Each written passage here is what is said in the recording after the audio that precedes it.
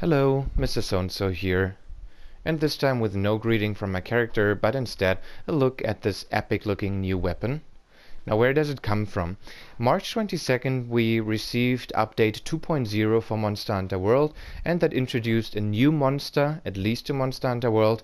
The monster is Deviljho, had been introduced to the series in the 3rd generation, and even there I used to use this lance simply because I love the look so much.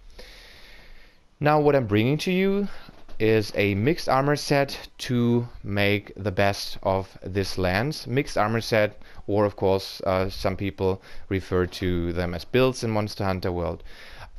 Deviljho weapons have been introduced for all the 14 weapon categories, and they are all very good, and some of them are even considered best in slot. In particular with the lance, this is something that is just a little bit argued that the Odegaran lance might still be a little bit better, but it might turn out to be a draw.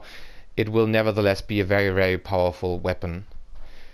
At first though, I have to apologize. I mentioned a mixed armor set. Sometimes they do not match and look a little bit silly. Let's have a look at my mixed armor set. Yes, it is that hideous. What we are using here as a standard, of course, is the Dragon King eye patch for the weakness exploit bonus of level 2. Weakness exploit gives us an affinity bonus of 50% when attacking weak points. Affinity is our crit chance, and that is definitely important for the Deviljho weapons. Why? In a bit. We have the Brigade chest piece, and we have the Teostra gloves, the sorry about that, Uragan waist, and the Xenojiva legs. Now, first let's have a look at the weapon. And this is only the base level. There are 2 levels, and unfortunately I do not have the gem yet. So the best part about the weapons is the insanely high attack rating. Now, if you max the lance, you will receive 529 attack. In addition, the weapon can be augmented 2 times, which is more than the Diablo's weapon that are used. Like, you see practically no one not using the Diablo's Charge Blade or the Diablo's Hammer. In addition, we do have Dragon Element and High Elder Seal. As you can see, the sharpness that we have here, we reach a little bit of white, but naturally Deviljho weapons will only have blue sharpness.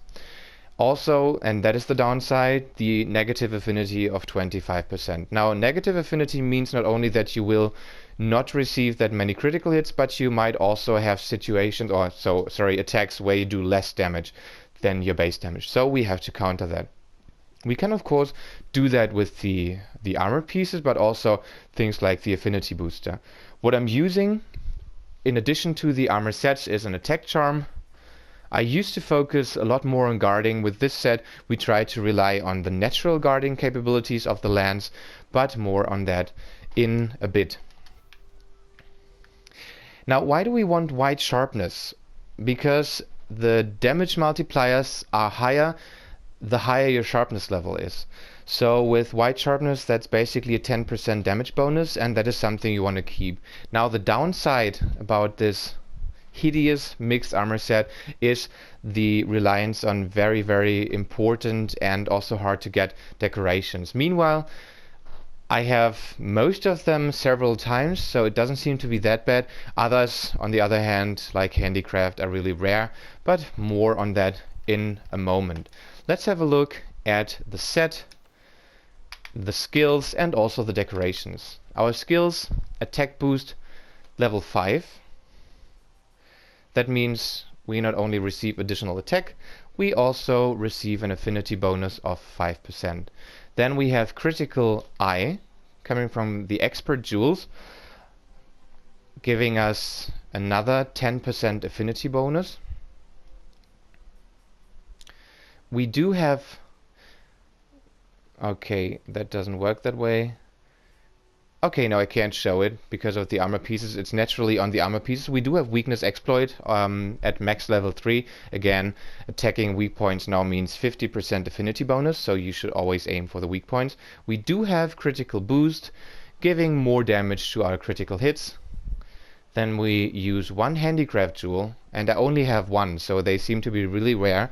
An alternative could be to replace the legs with the death stanch legs. They also have 2 standard jewel slots, and in addition they come with level 2 in handicraft. So that might be a workaround for you. Then we have Part Breaker, and that comes from the Uragan coil. You could replace the waist piece with the Deviljho Beta waist. That comes with the same slots. We need the slots, that's why we use that.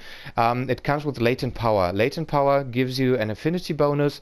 It says after certain conditions are met. I also think it makes you regain stamina faster. The thing is, it triggers after you took a certain amount in a rather short amount of time, or I think after you've been in a quest 5 minutes. So it's definitely very situational and nothing you should aim for. If you like the looks though, you could go with the Deviljho waist. The other alternative is the Xenojiva waist piece. It comes with the same amount of slots again, and it comes with blight resistance, so it makes you resistance to all the blights and the negative effects they give to you. Then we have Divine Blessing from the Brigade suit, all beta versions by the way. A chance to receive less damage. It simply comes with the chest piece. We need the chest piece because of the slots. The chest piece might be a bit annoying to farm. You need Tsitsiyaku coins from the arena, I think 4, and you need 3 Rathalos coins, so you need to hunt Azure Rathalos.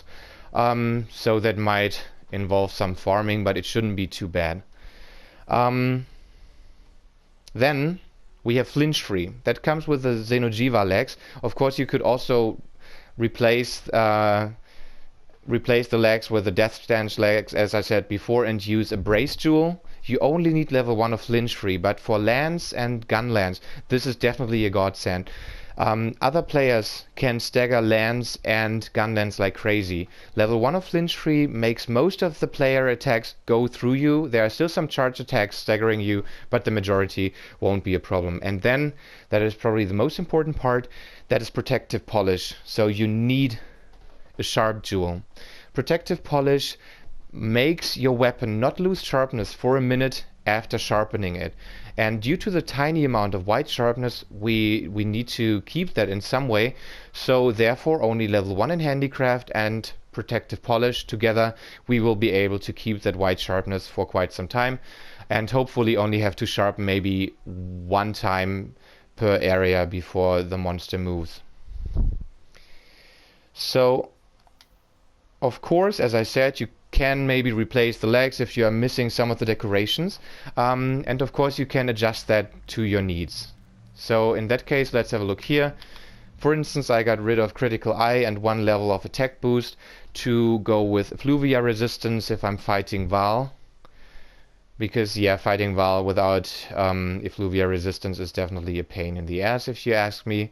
Then I do have a shield jewel if I need or want to use guard up.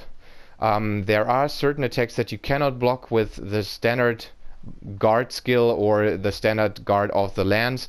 That would be Teostra Supernova, the beam attack of Xenojiva, the sleep / fire attack by Uragan. So there are just a few attacks. It might be mostly interesting, of course, to use it against Teostra, I would say. So if you have that, that is an opportunity to create another set. And here, sometimes combined with guard boost or not, I do have Mind's Eye. That is the bonus that comes from the Rathalos set, the 2-piece Rathalos armor. It prevents your attacks from bouncing. So you could, for instance, attack Nergigante's horns or Uragan's chin without bouncing. Uragan's chin wouldn't be a problem anyway with white sharpness, but you would still bounce from Nergigante's horns if you have white sharpness. So it's situational, but as I said, you can adjust the set to your needs. So if you have any questions or suggestions, please let me know.